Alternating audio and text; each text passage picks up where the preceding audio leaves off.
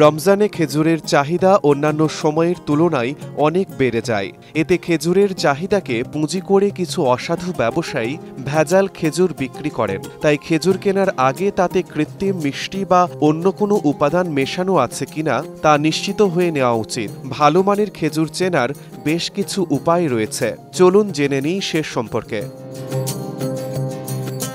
ভালো মানের খেজুরের চামড়া সাধারণত একটু কুচকানো হয়, তবে শক্ত নয়। আবার উপরের চামড়াও বেশি নরম হয় না, তবে চকচকে ও উজ্জ্বল হয়। আর যদি খেজুরের গায়ে দানাদার কিছু কিংবা তেল বা পাউডার জাতীয় কিছুর উপস্থিতি দেখা যায়, তাহলে বুঝতে হবে সেটি ভেজাল, মানহীন কিংবা নিম্নমানের খেজুর।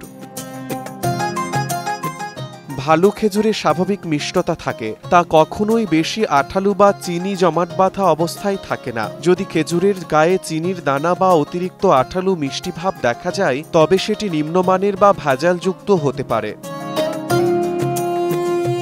ভালো খেজুর চেনার আরও এক কৌশল হল পিঁপড়া ও মাছির উপস্থিতি লক্ষ্য করা। যদি দেখেন খেজুরের সামনে মাছি ও পিঁপড়া ভিড় করছে, তার মানে সেটি ভালো খেজুর নয়। ভালো খেজুর কেনার সময় খেয়াল করুন খেজুরের বোটা আছে কিনা। বোটা না থাকলে খেজুরে পিঁপড়া বা পোকামাকড় থাকার আশঙ্কা বেশি থাকে। ভালো মানের খেজুর চিরে ফেললে দেখবেন ভেতরের অংশটা হালকা সাদা বা সামান্য বাদামি রঙের। ভেতরে কালচে বা অন্য কোনো অস্বাভাবিক রং দেখা গেলে তা নষ্ট বা নিম্নমানের হিসেবে ধরে নেওয়া যায়।